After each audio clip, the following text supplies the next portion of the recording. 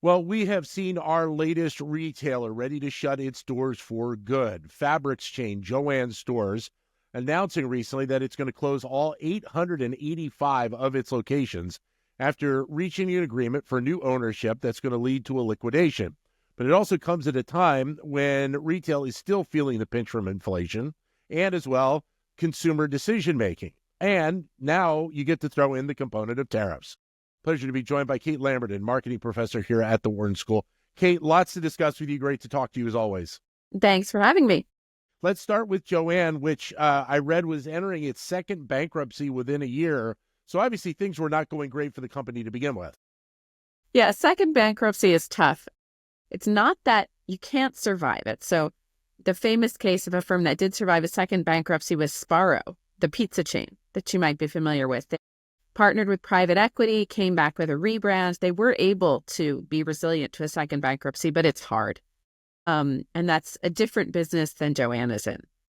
So if Joann has so many things. Retail is tough, but what Joann does is even tougher, right? So they have to carry this massive amount of inventory because by its nature, that is a business where people want extraordinary amounts of variety.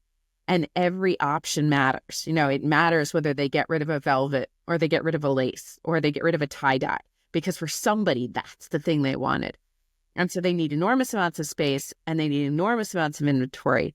And they're often located in areas that have been seeing declines in foot traffic anyway. So whether it's near a shopping mall or some area like that, those areas are already not seeing the walkers that they used to. So there are a lot of things working against them that made it particularly tough for them to stay alive right now. And had they been a company impacted by the wave of e-commerce as well in recent years? I mean, obviously people feel like they can find more options at times online. Yeah, and it's interesting. I'm going to be curious to see what they're doing. So as of right now, they still have Joann.com open, but previously the fabric shopping experience was a very tactile experience.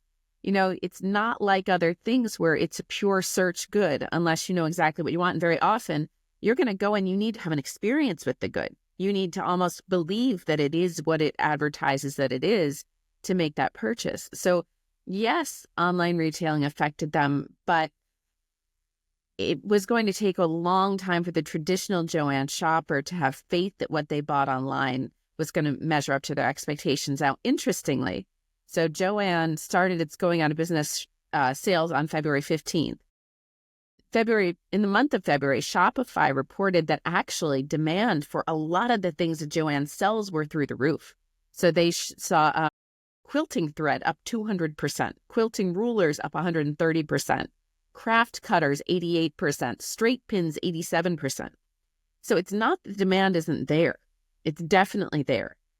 It's just that I think their cost structure and the nature of the business itself made it very hard to survive right now. So then what's the benefit for the new owners of just going straight ahead and shutting the doors and doing the liquidation?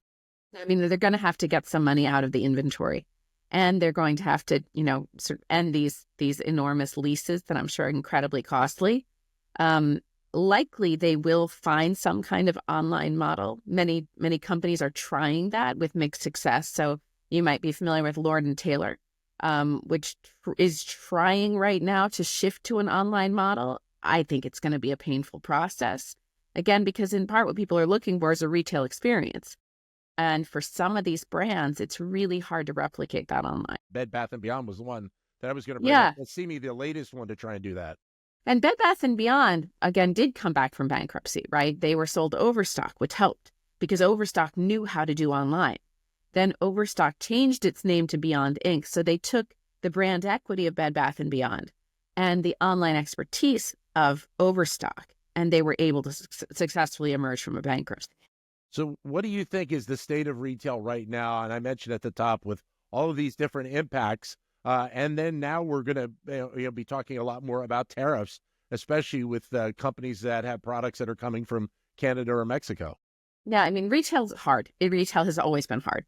And so it seems like every year we're saying it's the end of the world for retail, but retail is just really tough.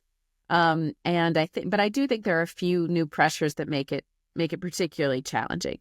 that are creating threats to these legacy brands, these older companies that are really very good at what they're good at. You saw Big Lots close, you saw Party City close, you saw Foot Locker closing a bunch of stores, Macy's closing. These are huge brands, right? And they're at least closing stores, if not closing altogether. One thing that I think does create a unique new challenge is the availability of really easy to access, easy to buy dupes, and the rise of what I would call ephemeral brands through social media.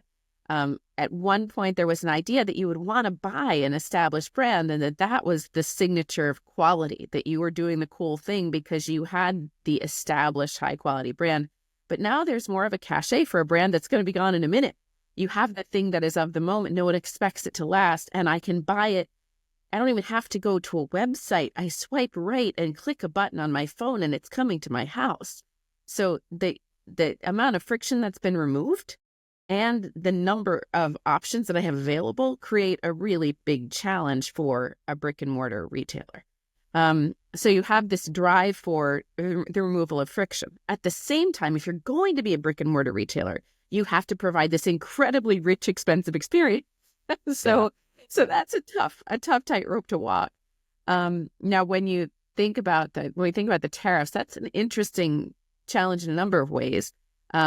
About a week ago, there was a survey that said 1 in 5 consumers said that they were accelerating their purchases ahead of tariffs. Today, I saw one that said 32% of people said that they had accelerated their purchases ahead of tariffs. So that kind of purchase acceleration is a supply chain problem in some ways. But, if these are durables, it's also a longer term problem because now people have stocked up. We don't know what happens. So that's one issue. And then the other question, of course, is how people are going to respond to those price increases that are likely to come. Look, we've been down the road with supply chain before, so it's not the first time, and it won't be the last. It's very true. Thanks, Cait. All the best. Yep. All right. Take care. Bye-bye. You got it. Cait Lamberton, who's a marketing professor here at the Wharton School.